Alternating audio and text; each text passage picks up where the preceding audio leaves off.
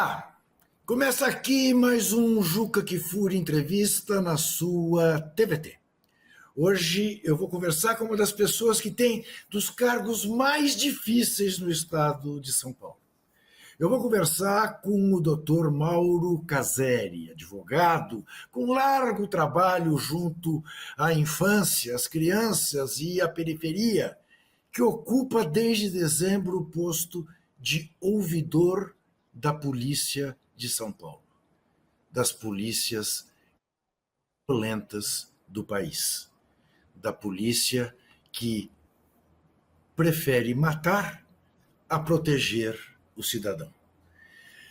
E nesta segunda-feira, Dr. Mauro Caseri, aproveitando para lhe agradecer por dispor do seu tempo à TVT, o governador Tarcísio de Freitas publicou no Diário Oficial um decreto criando a CAESP, o Comitê de Assessoramento Estratégico para a Segurança Pública. Já vi pessoas com larga experiência na área da segurança pública e dos direitos humanos dizendo que é um comitê para inglês ver, que é um comitê que, em tese, passa a fiscalizar a atuação do secretário da Segurança Pública, mas que, na verdade, é apenas para inglês ver, porque o governador morre de medo de confrontar o secretário Derrite para não magoar os bolsonaristas. Eu gostaria de ouvi-lo, porque sei que, por incrível que pareça, para este comitê, a ouvidoria não foi convidada. Bom, uma boa tarde, obrigado pelo espaço, para que a gente possa dialogar a respeito de questões que preocupam muito a sociedade do Estado de São Paulo. Objetivamente falando, em relação a esse comitê, eu entendo que ele é constituído de maneira equivocada, né? Não dá para pensar num comitê que discuta a segurança pública sem que faça parte dele a sociedade civil, institutos que discutem segurança há muitos anos, um comitê constituído por delegado, por policiais militares exclusivamente, carece, no meu ponto de vista, de um olhar da sociedade. E o que mais eu acho que é necessário é a participação popular nesse processo todo. E se as pessoas se ativerem à composição do comitê, não tem ninguém da sociedade civil compondo esse comitê. Ele é um comitê constituído por gestores da segurança pública e que, na maioria dos casos, todos eles subordinados ao secretário, que, em tese, eles vão fazer uma avaliação e uma análise do trabalho da sua secretaria. Eu acho que ali tem a Defensoria Pública, que é o que mais se aproxima de um órgão extra segurança pública que serviria como fiscalizador desse processo. Mas eu acho pouco ter só a Defensoria Pública. Não estou aqui desmerecendo o papel e a importância da Defensoria Pública, mas seria muito importante a ouvidoria estar lá, entidades dos direitos humanos, Fórum de Segurança Pública, Som da Paz, eu estou citando entidades que têm uma história nos direitos humanos e que poderiam colaborar muito para que a gente pudesse ter uma polícia cidadã. Aí é que está, doutor Mauro. É possível pensar numa polícia cidadã tendo como secretário de segurança alguém que faz apenas a pregação do discurso da violência, do bandido bom e bandido morto? Eu acho que nós, defensores dos direitos humanos, temos que nos preocupar não é só com relação ao secretário, mas uma parcela significativa da sociedade tem esse discurso. Isso é muito preocupante. Mas também você colocar na direção de uma pasta dessa alguém que faça esse discurso, tem uma mensagem para a tropa que, ao meu ver, prejudica nesse sentido, porque é uma mensagem de que ele, que é a maior autoridade na pasta, tem um discurso desse. Eu fico imaginando o reflexo disso na ponta, né? Mas eu acho que essa questão preocupa a todos. Eu acho que nós temos um percentual da sociedade que a gente precisa atingir e fazer com que eles percebam. Mesmo com toda a crise na questão da segurança pública, as pesquisas indicam que 53% da sociedade apoia esse modelo, apoia esse discurso. Isso preocupa muito, Juca. Nós, progressistas, defensores dos direitos humanos, temos que debruçar nisso e priorizar isso nas nossas discussões. É urgente. Segurança pública não é algo... Segurança pública não é algo que deve ser discutido por aqueles que estão na segurança, é para ser discutido pela sociedade como um todo. É isso que a gente tem que... É esse o grande slogan que a gente tem que defender. Todos nós temos que discutir segurança pública. Para discutir saúde, nós não temos audiência pública. Para discutir moradia, nós não temos audiência pública. Por que para discutir segurança pública nós também não tenhamos que criar audiências públicas para fazer essa discussão? Para deixar claro para quem nos vê, doutor Mauro, primeiro, explique para as pessoas como é que o senhor foi escolhido para ser o ouvidor. Quem fez essa escolha? Essa escolha, a escolha final, ela é do governador, mas ele recebe uma lista tríplice, que é uma eleição feita pelo Conselho Estadual de Direitos Humanos, da pessoa humana. Então, o Conselho se reúne, cria um edital, as pessoas se inscrevem e ele aprova uma lista tríplice. Os três melhores votados de um universo, pode ser 4, 5, 7, não importa, os 3 melhores é encaminhado ao governador, que faz a escolha. Dentro dessa lista tríplice ele escolhe alguém. Ele não precisa escolher nem o primeiro, nem o último, ele escolhe qualquer um dos 3. Não tem uma classificação. Qualquer um dos 3 é escolhido, mas temos que entender que o ouvidor, ele nasce de um movimento exclusivamente do Conselho, tá certo? O Conselho, a composição do Conselho é quem escolhe. Esse Conselho, ele é formado por 11 conselheiros. Tem a OAB, tem a sociedade civil e tem uma representação, tem 2 representações do governo. É esse conselho que escolhe quem são os que irão para essa lista tríplice. Vai para o governador e ele escolhe, dentre os 3 que chega, um, que aí ele publica escolhendo esse que vai representar e vai estar na cabeça da ouvidoria durante 2 anos, 24 meses, com possibilidade de uma única recondução. O senhor tem uma interlocução permanente com o governador, não? Não, eu não o conheço, não tenho relação nenhuma com o governador.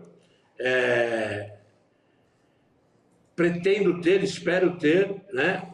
Porque hoje a minha função que eu ocupo me impõe que eu tenha essa conversa não só com o governador, como com o secretário, como com os corregedores. Esse é o papel da ouvidoria. E eu tenho que construir essa relação, porque nós estamos vinculados à Secretaria de Segurança Pública e é com eles que nós temos que dialogar. Me desculpe fazer uma pergunta tão pessoal, mas o senhor tem segurança pessoal para exercer seu cargo? Tem. A ouvidoria dispõe de 14 servidores, mais o ouvidor 15. Eu tenho uma viatura descaracterizada e 24 horas, 2 policiais à disposição do ouvidor. Um policial civil, um policial militar, que forma uma dupla, e no dia seguinte, um policial civil e um policial militar. Grupo este, Juca, que já estava na ouvidoria quando nós chegamos. Eu, antes de ser ouvidor, eu trabalhei 2 anos na ouvidoria e esse grupo já estava aqui na ouvidoria. O senhor tem absoluta confiança nesses policiais? Sim, construí essa confiança nos 24 meses que trabalhei aqui na ouvidoria. Tenho plena confiança no comportamento, na integridade dessas pessoas. Eles têm uma relação bastante interessante. Eles sabem onde eu moro, conhecem a minha dinâmica, O que eu não tenho, e aí eu não uso, é essa segurança aos sábados e domingos. Isso não significa que eu não possa requisitar. Se requisitar, eles também ficam à minha disposição sábado e domingo. Mas eu, por hora, não vejo necessidade. Sábado e domingo tenho minha vida, tenho minha família, e eu garanto o mínimo de privacidade da minha vida aos sábados e domingos. Mas, se necessário for, tem que utilizá-los. O senhor tocou para mim numa questão que é nevrálgica, que é vital, da necessidade de se conversar com a sociedade para mudar essa percepção, né, que é majoritária, a gente sabe, diante da insegurança pública, de que, olha, é melhor matar bandido e dane-se, eu quero é que eu possa ir e vir em paz.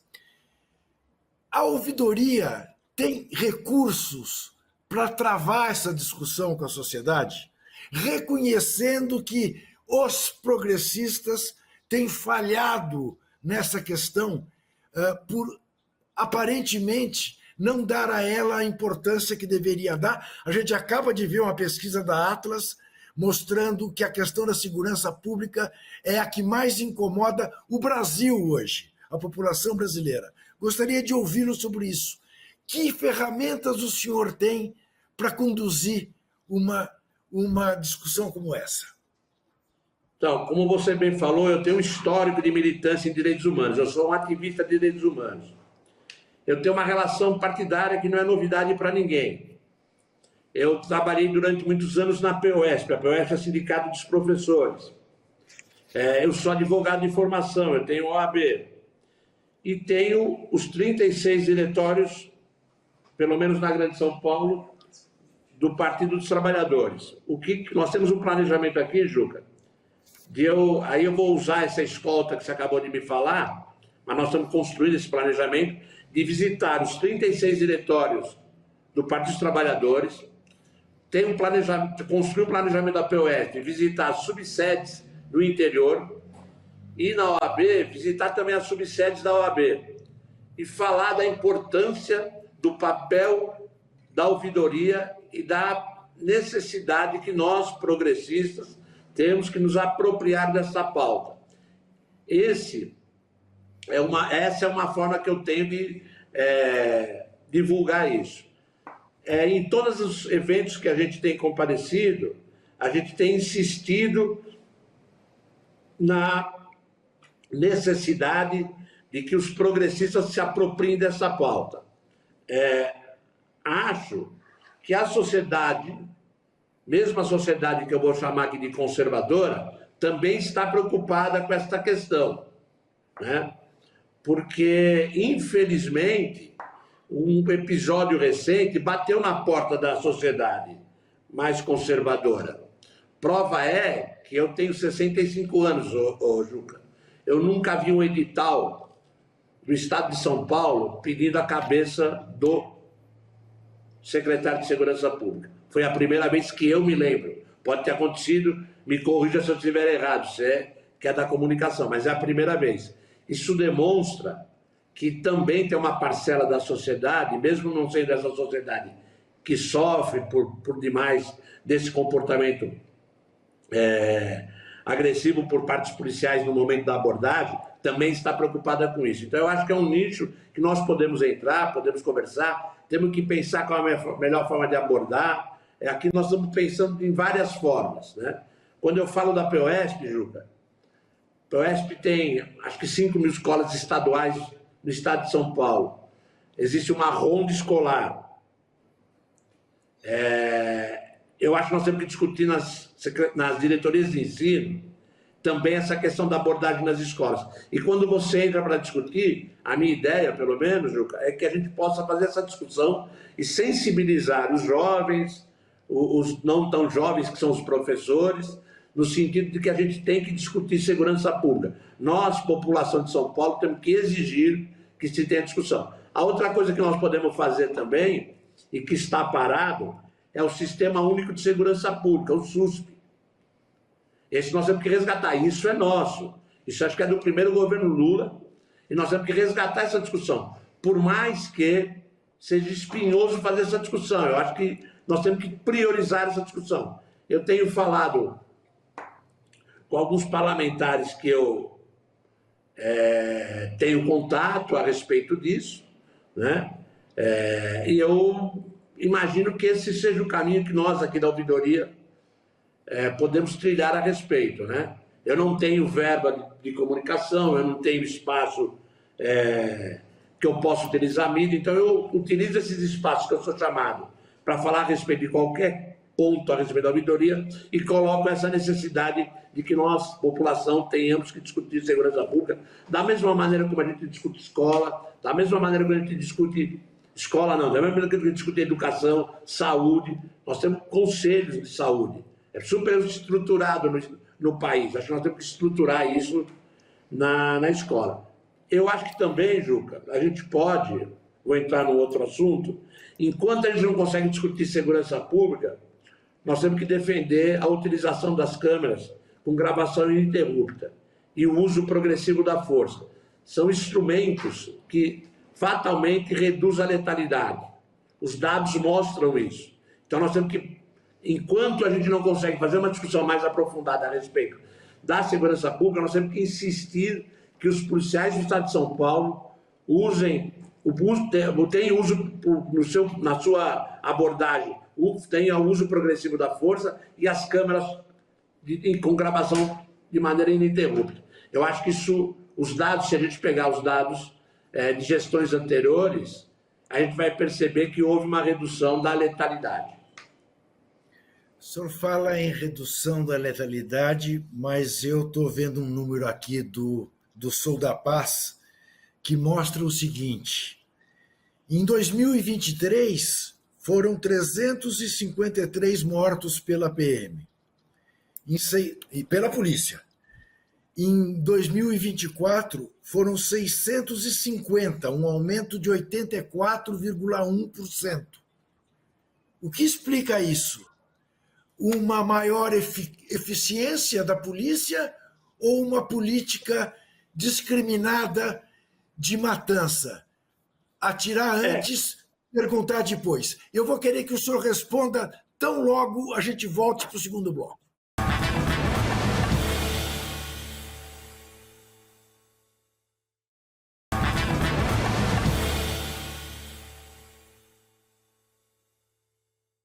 Converso com o Dr. Mauro Caseri, que vem a ser o ouvidor da Polícia de São Paulo. E perguntei a ele no final do primeiro bloco. Números revelam que em 2023, 353 mortes em confronto com a polícia. Em 2024, 650. Um crescimento de 84,1%. A que se deve isso, senhor ouvidor? Na minha avaliação, Juca, uma polícia que mata nessa proporção não faz o seu papel. A polícia ela tem que fazer a contenção, a prisão, levar para o Poder Judiciário e quem julga é o Poder Judiciário. Mas tem algumas questões que nós precisamos tratar também. O índice de suicídio, Juca, é elevadíssimo. Isso nós precisamos discutir, porque tantos policiais se suicidam. A outra questão que também nós temos que discutir, Juca, que o estado mais rico da nação paga o 22º salário para o policial militar, entre soldado e sargento. Isso também precisa ser discutido. O policial reside em Bauru e trabalha em Santos. Isso também precisa ser discutido. Então você percebe que é um conjunto de ações que é necessário que a gente se aproprie. Em São Paulo existe a Operação Delegada. O que é a Operação Delegada? É a possibilidade que o policial tem, na hora da sua folga, de trabalhar para a Prefeitura do município de São Paulo. São aqueles policiais que você vê no patrulhamento com aquele colete verde. Ele trabalha 12 horas na corporação e no dia da sua folga, porque é 12 por 36, ele trabalha 8 horas para a prefeitura. Isso é um bico oficializado. Isso também precisa ser discutido.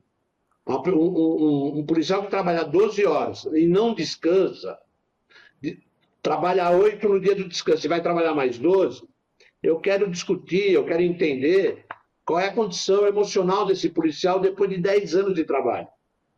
E a sociedade precisa se apropriar disso, a sociedade precisa discutir isso, porque eu quero um policial em condição plena para atender o conflito, para ter lucidez no momento de crise do conflito.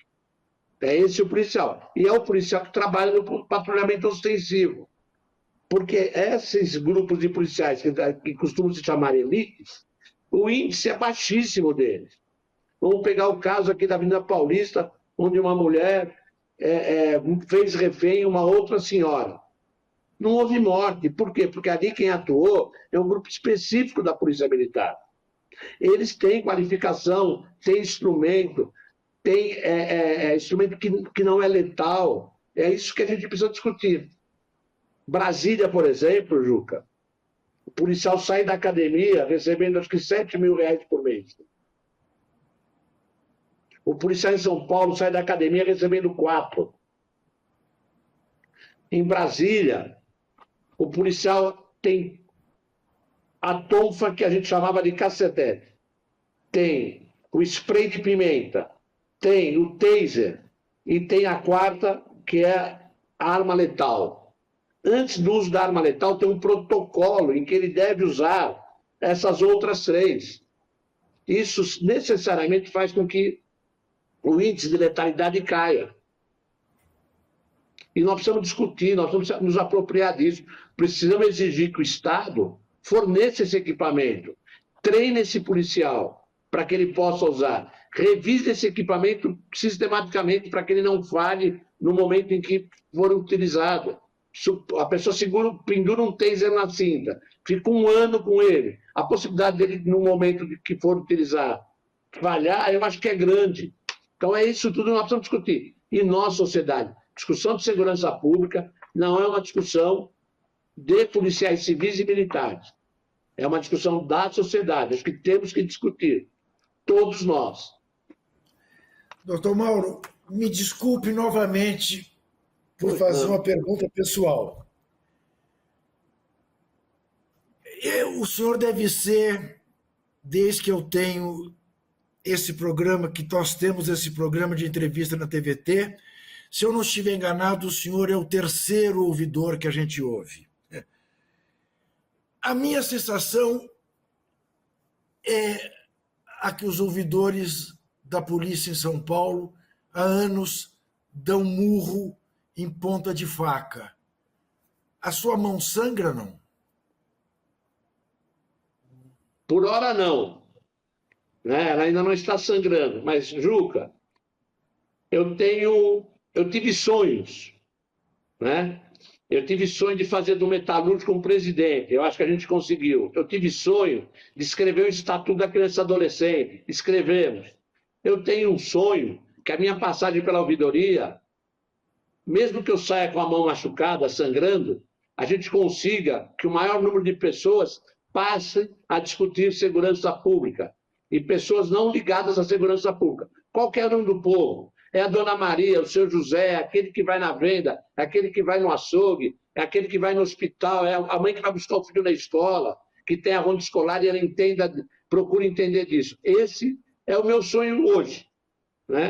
Como eu te falei, eu tenho mais passado do que futuro, mas eu tenho para mim que, pelo menos, esses 2 anos, que é o meu mandato, é construir isso. De que maneira? Da maneira como a gente conversou no bloco anterior. É tentar influenciar o maior número de pessoas. Eu acho que você deve ter acompanhado, criar o estatuto não foi fácil. A gente vira e mexe, tem alguns ataques com relação à redução da idade penal. Mas a gente está aí, o estatuto tem 30 anos. E a ouvidoria esse ano, ela completa 30 anos também. Eu acho que é um momento bastante interessante para a gente fazer essa discussão, de fazer com que a população não se baste com a ouvidoria, queira discutir, queira ocupar esses consejos e fazer a discussão de segurança pública efetivamente. Não consegue pedir policiamento, é discutir como é que esse policiamento acontece. A Polícia Militar, ela tem 80 mil homens, mais ou menos. Eu tenho para mim que é um percentual pequeno de maus policiais. Né? Eu acho que a gente tem que localizá-los. E como é que eu vou localizar? Tem um protocolo, fazendo com que o protocolo... E eu não estou dizendo que não tenha protocolo, tem protocolo sim. Mas o policial tem que respeitar o protocolo. O policial tem que, ao abordar uma pessoa, tem um protocolo, tem que respeitar. Não dá para o policial fazer coisas que a gente vê, que hoje tem celular, todo mundo grava. Né? O policial acha que pode fazer isso ou que pode fazer aquilo. Mas nós vamos ter que discutir e não pode. Ele é um representante do Estado, ele está lá, ele é a força do Estado, ele tem que ir lá e cumprir um protocolo. E abordar a pessoa, ter segurança para fazer a abordagem. Não estou aqui defendendo que ele não tem que ter a preocupação da segurança, da sua segurança pessoal. Feita a abordagem, não importa o que essa pessoa fez. Ela cometeu um delito, imobiliza, põe na viatura, leva para a delegacia, faz boletim de ocorrência e põe para a justiça. Essa é uma questão, doutor Mauro, que eu queria aprofundar um pouco com o senhor, por uma percepção minha, que eu talvez esteja equivocado e não se constrange de dizer, não, Juca, você está errado. Se fala muito, assim, estupefatos, aqueles que criticam uma frase do secretário Derrite, dizendo que, evidentemente, você aborda diferentemente alguém na periferia e alguém na Avenida Cidade Jardim. A minha sensação é que esta frase é daquelas que, por mais verdadeiras que possam ser, você não deve dizer. Mas, ao mesmo tempo, eu olho e digo, se eu fosse um policial, eu abordaria alguém em Paraisópolis igual ao que eu abordaria na Avenida Cidade Jardim? A minha resposta tende a ser não. A abordagem seria diferente. Eu estou errado? Se eu entendi bem a sua colocação, você está errado. Tá. Quem assim pensa está errado. E se isso acontece, eu sei que acontece, nós temos que ter formação e inteligência para que isso não aconteça. O que leva, na minha opinião, o policial ter uma abordagem truculenta? Na minha opinião, é insegurança. O sujeito inseguro vai tratar o outro como oponente. Tá certo? Então, essa abordagem nós temos que discutir. Como é que eu faço? Vamos pegar Paraisópolis. Você vai fazer uma ação em Paraisópolis. Ela tem que anteceder um plano. Você não aborda uma comunidade como Paraisópolis, para quem conhece, entrando lá achando que vai resolver. Você tem que pensar, você tem que planejar. Como qualquer outro lugar. Você tem que pensar. Alguns locais vai exigir um pouco mais de planejamento, outros menos. Mas, para além da localização, tem uma outra questão, Juca, que é a cor da pele. Que isso precisa ser discutido. Juca, eu moro na região central da cidade. Eu tenho 2 filhos. Eu nunca perguntei, mas eu imagino que eles nunca tenham sido abordados. Porque acho que se tivesse sido abordado, seriam comentado comigo. Por que que isso acontece? Por que que meus filhos não foram abordados? Eles são e brancos. Os meus sobrinhos, que moram lá no Glicério, lá no IAPI, foram abordados inúmeras vezes. São tão brancos quanto os meus filhos. Então, essa questão territorial, o comportamento territorial, nós temos que discutir. Por que isso está acontecendo? Agora, é verdade que eu acho que essa frase, Juca, não foi do secretário. Acho que essa frase foi do vice-prefeito, se não me engano. É verdade, o senhor tem toda a razão. Não foi do secretário, foi do vice-prefeito, que o Bolsonaro pôs e fez o Nunes engolir. Ele veio do CEAGESP e agora... Então, essa frase é dele, que é, se não me engano, um coronel da Polícia Militar. Sim. É uma frase que tem um efeito, isso que preocupa. Uma Claro, fala feita por um coronel, ele tem que ter a dimensão do que significa isso para a tropa. claro. Certo? Por que, que eu me preocupei, Juca, em falar para você que acho que você estava equivocado quando você falou que foi o Derrite e não foi o Derrite? Por quê? Porque quando você fala para quantas pessoas? E qual é o resultado disso? As pessoas vão reproduzir algo que foi um equívoco, tá certo? Mas que foi imediatamente reparado. Agora, você imagina quando a gente lida com letalidade. É muita preocupação. Não dá para você falar qualquer coisa. A pessoa que está num posto de coronel, de major, de secretário, de governador, tem que refletir muito a respeito do que fala, porque tem uma consequência, tem um efeito maluco, Claro. porque como é que chega lá na ponta para aquele policial que está em Paraisópolis, tá certo? Inseguro, porque está lá ele e outro companheiro dele para fazer uma abordagem. Então, eu acho que isso, Lucas, você desculpa de eu ter falado Não, o senhor fez muito. imediatamente. Não, o senhor fez muito bem, e aliás, eu lhe pedi para me corrigir se eu tivesse errado. E o senhor fez muito bem em corrigir. Estamos aqui para falar as coisas como as coisas são. Não, não há Dê nenhum a César problema. o que é de César. Exatamente. Agora, Então, eu acho que é isso. Acho que o senhor um abordou coronel. uma outra Pois questão que não. me deixa angustiado. Boa parte das forças policiais é composta por negros e periféricos, que agem contra negros e periféricos de uma maneira que não é cabível para quem tem as origens que tem. O que explica isso? Eu sou formado em direito, não, né? Eu acho que essa pergunta tem que ser feita para um, sei lá, um cientista social. Mas eu tenho para mim, Juca, isso é a minha percepção, tá? E eu aprendi essa semana. É necessário letramento racial. O que eu aprendi essa semana com uma secretária? Porque eu falava o letramento, ela me corrigiu e falou: olha, é reletramento. Letramento racial é para aquele que tem condições mínimas de entender o que está acontecendo. Para aquele que não tem condição, é o reletramento. É necessário a gente trabalhar na tropa essa questão. É muito importante, porque, como você bem disse, a origem da maioria da tropa, em especial de sargento, de soldado a sargento, são negros periféricos, ou pobres periféricos, tá certo? Isso nós precisamos discutir, precisamos entender. Tem problema na formação? O que tipo de formação é feita que esse sujeito que sai da periferia, que tinha um conjunto de amigos que não se tornaram policiais, volta para a periferia, é uma outra geração, mas possivelmente ele vai abordar o sobrinho, o filho, o afilhado daquele que cresceu com ele na periferia. E ele tem que ter essa percepção, tá certo? Nós precisamos discutir, precisamos entender. Por isso que é importante que se abra essa caixa. Não dá para a segurança pública ser pensada só por quem é responsável por aplicar a segurança. Eu acho que nós temos que discutir e formalizar, pensar. Juca, tem muita gente que pensa a respeito, tem muita gente que produz ótimos textos a respeito, nós vamos nos apropriar.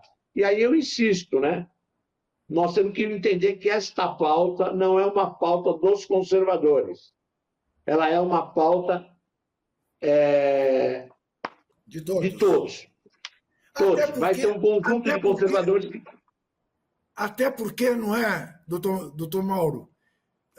Olhemos para a Bahia, onde, aliás, esse programa tem entrada pela TV Bahia, pela TVE da Bahia e pela TV Quirimurê. Governos do Partido dos Trabalhadores há anos e uma violência policial desmedida. O que dizer? Precisamos discutir, o senhor percebe? Agora eu vou dar só um detalhe para o senhor, ou para você. Na Bahia, instalou-se agora as câmeras corporais com gravação ininterrupta. Houve uma queda sensível, não é nada que se possa dizer, olha que queda, mas houve uma queda sensível no número de homicídios cometidos por policiais, que é a MIDIP, né? Tá? Muito bom. Mas também é algo que nós precisamos discutir, né? Agora, discutir segurança pública, Juca, vai desde a abordagem até o sistema prisional. Nós precisamos discutir isso tudo. Doutor Mauro, como eu tive a Não é pouco, impertinência, né?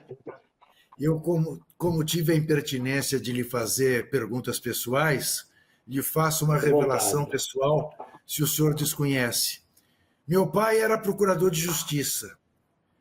Viveu a vida inteira dele como promotor de justiça, na 8ª Vara Criminal, aqui no Fórum da Rua da Praça João Mendes. Aposentou-se desencantado com o sistema penitenciário brasileiro e foi morto num assalto à minha mãe ao meio-dia, numa ruazinha sem saída no Itaim Bibi. Então, sabemos do que estamos falando. Vamos fazer um rápido intervalo e já voltamos.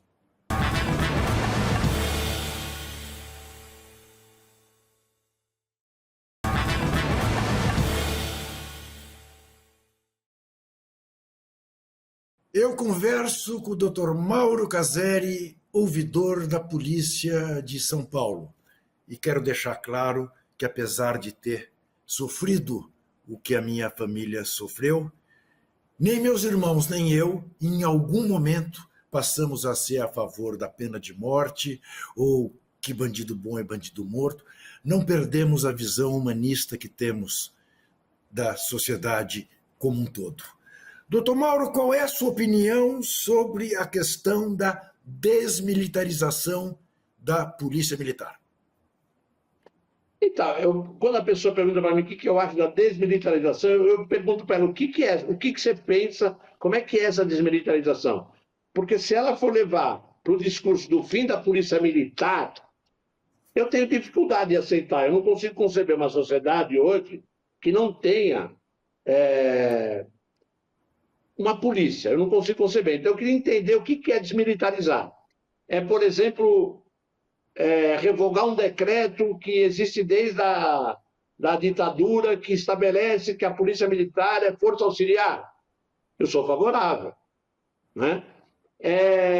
Pensar a polícia, pensar a segurança pública pelo SUSP, com isso eu vou mudar a necessidade de farda. É necessário farda. O policiamento ostensivo tem que estar fardado. A população precisa reconhecer que é um policial. Tá certo? Unificar as polícias, eu acho um bom caminho. Né? Quando o policial está em atividade administrativa, quando ele está trabalhando numa delegacia, ele está sem farda. Quando ele sai para fazer policiamento ostensivo, é o policial fardado. Agora, eu preciso entender o que é essa desmilitarização. Inclusive, esse aspecto, Juca, tem que ser discutido com a sociedade. Porque ele fica, eu vou chamar, numa bolha. Né? Não sai, não ganha a rua, não ganha as ruas. E tem que ganhar as ruas. Se não ganhar as ruas, eu acho que a gente não consegue mudar. Por isso é necessário, para além de pensar a segurança pública, para além de criticar essa segurança que nos é oferecida, nós temos que, para além disso tudo, criar um conjunto na sociedade, como se discute planejamento urbano. Por exemplo, você usou, na nossa conversa, você usou Paraisópolis. Eu imagino que você conheça, eu não sei se todo mundo que está ouvindo conhece, tá certo? Você não acha que Paraisópolis é necessária uma série de mudanças para melhorar a condição de vida daquelas pessoas? Claro. Aquilo é um mundo, aquilo é uma cidade. Claro. Aquilo tem que ter uma intervenção. Em havendo uma intervenção, a condição muda para todo mundo. Muda para o policiamento, muda para o morador, tá certo? Muda para todo mundo. Eu não faz muito tempo eu estive em Paraisópolis e me surpreendi com a feira de Paraisópolis.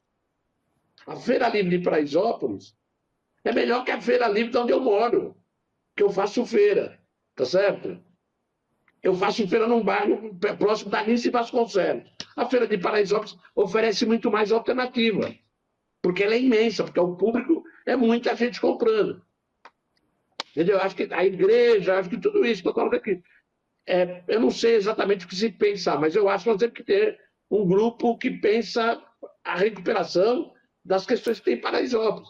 Questão da iluminação, coleta de lixo, coleta seletiva, levar para Paraisópolis não só uma segurança que vai reprimir, mas levar para lá política pública. Então, doutor Mauro, como o senhor fez uma pergunta, e embora o papel aqui seja do senhor responder, não eu, Desculpa. mas, não, eu lhe respondo. Para mim, a desmilitarização da PM passa por uma, por uma, por um conceito singelo. Em vez de ensinar o policial para a guerra, ensinar o policial para a proteção do cidadão. Então, E não mas me aquele parece decreto, isso. aquele decreto que eu proponho que se revogue, no seu bojo, ele traz um entendimento equivocado. Tem um decreto que faz da Polícia Militar força auxiliar. Força auxiliar. Na guerra, o que você tem? Você ganha território. Na guerra, você elimina seu oponente, não é isso? Ou aprisiona, mas você elimina.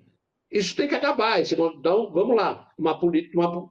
Termina não é órgão, não é uma polícia que responde a outra, entendeu? Que tem essa necessidade. Não tem. Acho que cada estado tem que pensar a sua política, como pensa a saúde. A saúde, a gente é elogiado no mundo pelo SUS. Por que nós não vamos ter o SUSP? E aí quem tem que abraçar essa causa somos nós. Eu sei que é difícil fazer essa defesa, mas é necessário. O senhor A população sabe qual é. Fizemos já referência à situação da segurança pública na Bahia. Queria fazer a Goiás. É verdadeira a afirmação do governador Caiado de que em Goiás não existe problema de segurança pública? Eu vou usar as palavras que usou o nosso presidente, né? Se ele solucionou tudo lá, nós temos que chamar o Caiado para fazer palestra nos estados, porque que solução mágica que foi essa, entendeu? Eu não sei os índices da polícia de Goiás, eu não me ative. Com essa sua pergunta, vou até pedir para pesquisarem aqui. Eu não sei o que ele chama que lá está tudo resolvido, porque para alguns tudo resolvido é tudo eliminado, né? Eliminar aquele que, em tese, me trouxe um problema. Não me parece que tem. Eu acho que, por exemplo, tem algumas coisas que devem favorecer. É um estado que tem tem muito campo, muita produção. Isso pode ser que tenha menos conflito do que uma cidade como São Paulo, Rio de Janeiro, Bahia. Isso pode ser que seja mais fácil você administrar. Agora, eu tenho que entender também, eu não entendo. Eu não sei se as pessoas se debruçaram sobre os números. O que eu sei. Talvez seja adepto da paz dos cemitérios. Ele seja adepto da paz dos cemitérios. Não sei. Mas o que eu sei, Juca, e me preocupa, é que o policial de Goiás, que tem um PIB menor do que São Paulo, recebe mais do que recebe São Paulo. Certamente. Como eu já te disse, nós somos o 21º salário do país. Aumentou a ligação de policiais com o crime organizado ou melhorou a investigação dessa ligação que não é de hoje?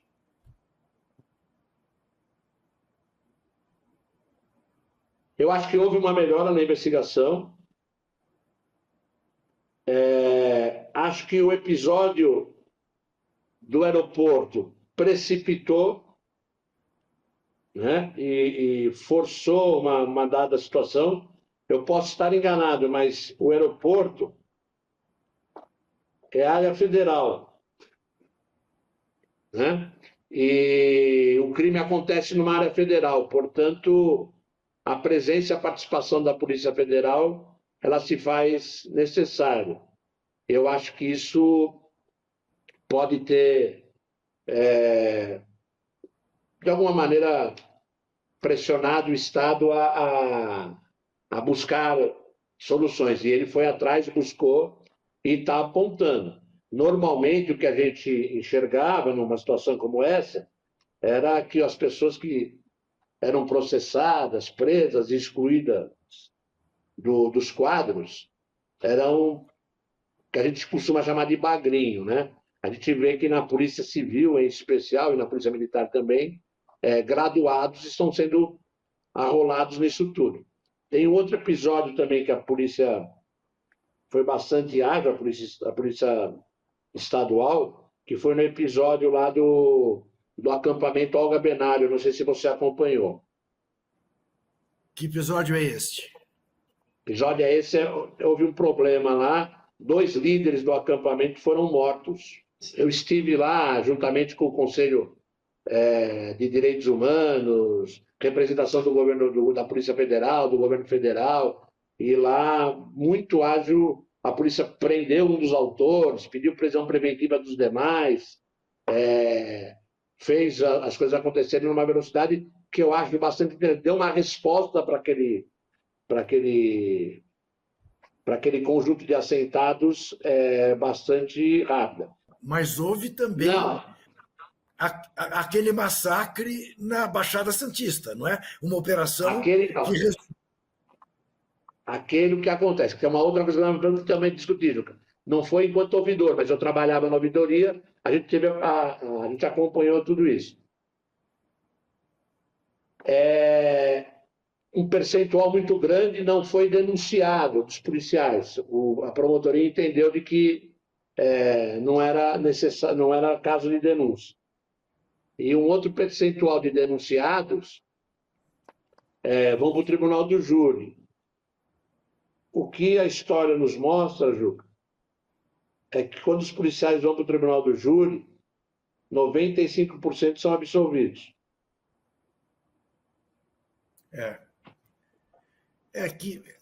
Inclusive, digamos, coerente com o que a gente vê nas pesquisas de opinião pública, né? Não é que a justiça... Eu só falei isso porque você vê que a gente tem que fazer uma discussão, e assim eu não estou responsabilizando, mas tem uma outra discussão que é o seguinte: o Ministério Público tem condição de investigar, ele tem legitimidade para fazê-lo. Ele tem. Agora, para fazer a investigação, ele tem que ter estrutura. Ele não tem recurso para contratar técnicos, legistas, ele não tem essa possibilidade. Lá no Guarujá, na Baixada Santista, no modo geral, a maioria das cenas elas foram alteradas, não foram preservadas. Né? Você falou que você foi filho de promotor, né? As pessoas costumam dizer que a cena do crime fala, né? Então, essas cenas foram alteradas. Teve alguns casos em que os policiais foram encaminhados para o júri, vai acontecer o processo. Em alguns casos, não houve a pronúncia, né, no caso, houve a absolvição. A defensoria apelou e está tentando reverter essa situação, pedindo para reabrir, para reavaliar essa decisão. Tá? Mas é algo que a gente também precisa, enquanto sociedade, discutir. Né? Por que esse alto índice de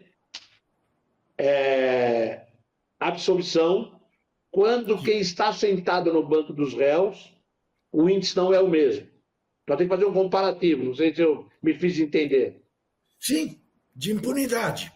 A impunidade de um lado, eu entendi perfeitamente. Agora, me explica uma coisa, doutor Mauro. Existe uma diferença entre a participação de policiais no crime organizado e a participação de policiais nas milícias? Pergunto ignorante. Eu não entendo que haja em São Paulo uma milícia como a gente olha para o Rio de Janeiro. Tá. Não tenho esse entendimento. Tá. Né? O que eu acho que existe em São Paulo é uma cooptação de parte da polícia. Eles estão sendo cooptados. E cooptados por quê? Por uma questão financeira. Não é território. Você pegar no Rio de Janeiro, a milícia toma conta de uma certa área, ela cobra o gás, ela trabalha no varejo, eu vou dizer assim. Os policiais que aqui se envolveram com o crime, eles não trabalham no varejo, eles trabalham no atacado. São valores... Né? Teve se não me engano, que foi preso, era dono de um banco digital, né? Sim. O investigador de polícia é dono de um banco. Sim. Sim. O outro que foi preso posava com relógio que eu não sei nem o valor, mas as pessoas diziam que eram valores astronômicos, né? Então, eu penso assim, eu acho que um lugar é o varejo, que cobra o gás, cobra o motoboy, cobra a internet, em que pese aqui em São Paulo também tem locais que as pessoas denunciam que a internet sofre um certo controle não estatal, ou de empresas autorizadas a fazer esse trabalho. Mas Agora, quando chega essa denúncia aqui, a gente sim. não encaminha a não ser que o denunciante aponte a existência de policiais envolvidos. Se a denúncia chega aqui e o denunciante fala, tem uma viatura que dá cobertura, tem um policial envolvido, a gente encaminha. Se a denúncia é um grupo toma conta disso e não tem policiais, não é papel da ouvidoria encaminhar isso. Doutor Mauro, A gente pede para a pessoa procurar uma delegacia especializada ou da delegacia do bairro e promover a denúncia lá. doutor Mauro, nós temos mais 1 minuto e meio. Eu queria que o senhor dissesse, para quem nos vê, como recorrer à ouvidoria caso seja necessário. Então, nós temos o 0800, que aí eu vou falar para você, vou falar para os seus telespectadores aí, 0800 017, não é isso?